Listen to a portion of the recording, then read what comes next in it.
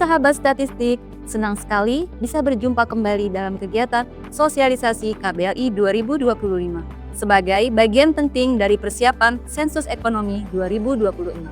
Pada video ini, kita akan membahas dua kategori yang sering dianggap mirip, tetapi sesungguhnya memiliki peran yang sangat berbeda, yaitu kategori F, konstruksi, dan kategori M, aktivitas real estate. Pemahaman yang tepat atas kedua kategori ini sangat penting agar tidak terjadi salah klasifikasi di lapangan. Mari kita mulai dari kategori F, konstruksi.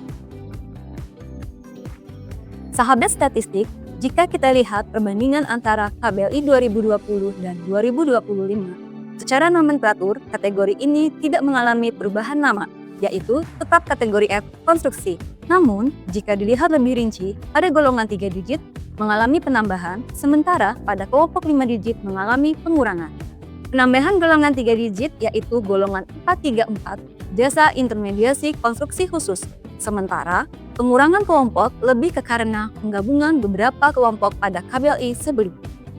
Dalam KBLI 2025, kategori F terdiri dari 3 golongan pokok utama, yaitu golongan pokok 41 untuk konstruksi gedung hunian dan non-hunian, golongan pokok 42 untuk konstruksi bangunan sipil seperti jalan dan jembatan, dan golongan pokok 43 untuk konstruksi khusus termasuk instalasi dan pekerjaan spesifik lainnya. Sahabat statistik, kategori F mencakup seluruh kegiatan di bidang konstruksi, baik pekerjaan baru, perbaikan, penambahan, maupun perubahan bangunan.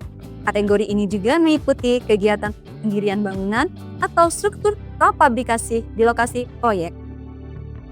Kategori ini juga mencakup perbaikan bangunan gedung dan bangunan sipil, serta pemeliharaan, perbaikan, dan instalasi peralatan yang menjadi bagian integral dari bangunan selama pekerjaan dilakukan di lokasi konstruksi. Namun sahabat statistik, penting untuk diperhatikan bahwa ada beberapa aktivitas yang tidak termasuk dalam kategori F, antara lain pembuatan furnitur yang masuk kategori C, industri, jasa arsitektur dan teknik mesin yang masuk kategori N, dan pemasangan instalasi yang dilakukan di luar konstruksi. Berikut beberapa contoh aktivitas yang termasuk dalam kategori konstruksi yang dapat sahabat statistik temui di Kalimantan Tengah, antara lain bangunan pembangunan rumah, pembangunan jalan, pembersihan dan pematangan lahan konstruksi, pemasangan pendingin di bangunan, serta penyewaan alat konstruksi yang disertai operator. Seluruh contoh ini memiliki satu ciri utama, yaitu berorientasi pada proses pembangunan fisik di lokasi proyek. Selanjutnya, sahabat statistik, kita masuk ke kategori M, aktivitas real estate. Sahabat statistik, jika kita lihat perbandingan antara KBLI 2020 dan 2025, secara nomenklatur, kategori ini mengalami pergeseran dan perubahan nama, yaitu dari kategori L, real estate pada KBLI 2020 menjadi kategori M, aktivitas real estate pada KBLI 2025. Selain perubahan nomenklatur, pada kategori M, aktivitas real estate juga terjadi penambahan kelompok 5 digit, dari 5 kelompok menjadi 14 kelompok. Penambahan kelompok karena adanya pendetailan pada subgolongan.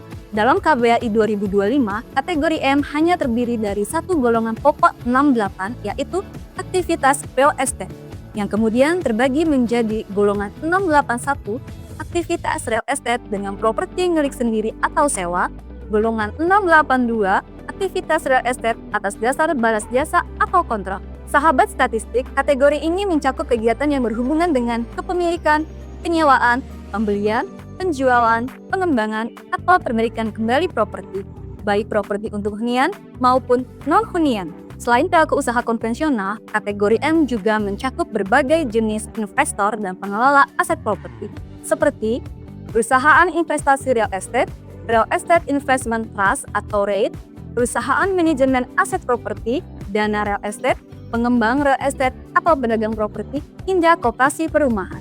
Namun sahabat statistik, sebagaimana kategori lainnya, kategori M juga memiliki batasan yang jelas.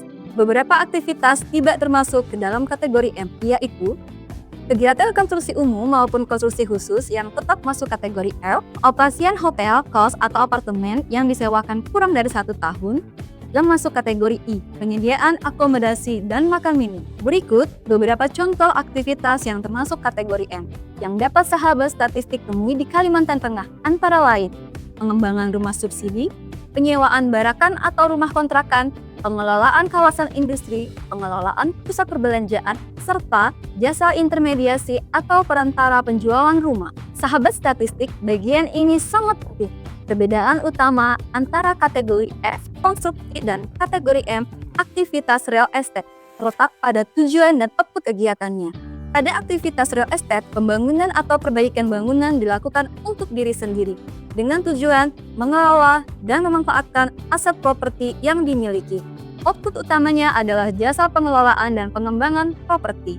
Sedangkan pada konstruksi, pembangunan dilakukan untuk pihak lain, baik perusahaan maupun rumah tangga. Pelaku usaha konstruksi tidak mengelola aset properti setelah bangunan selesai, dan nilai tambahnya berada pada jasa pembangunan fisik itu sendiri. Dengan memahami perbedaan ini, sahabat statistik dapat lebih mudah menentukan kategori KBLI yang tepat saat pendataan di lapangan. Sebelum kita tutup, sahabat statistik ingat pada kategori F, konstruksi, kata kuncinya adalah membangun, memperbaiki, membongkar, dan memasang untuk pihak lain di suatu proyek. Sementara pada kategori M, aktivitas real estate, kata kuncinya adalah membeli, menjual, menyewakan, mengelola suatu properti. Sahabat statistik, pemahaman yang tepat mengenai kategori F dan kategori M dalam KBLI 2025 sangat penting agar kegiatan ekonomi dapat diklasifikasikan secara konsisten, logis, dan sesuai dengan kondisi sebenarnya. Ketepatan klasifikasi ini akan menjadi fondasi utama dalam menghasilkan data yang berkualitas pada sensus ekonomi 2026. Mari kita kawal bersama langkah besar ini demi mewujudkan kemandirian perekonomian bangsa. Sensus Ekonomi 2026 milik Indonesia.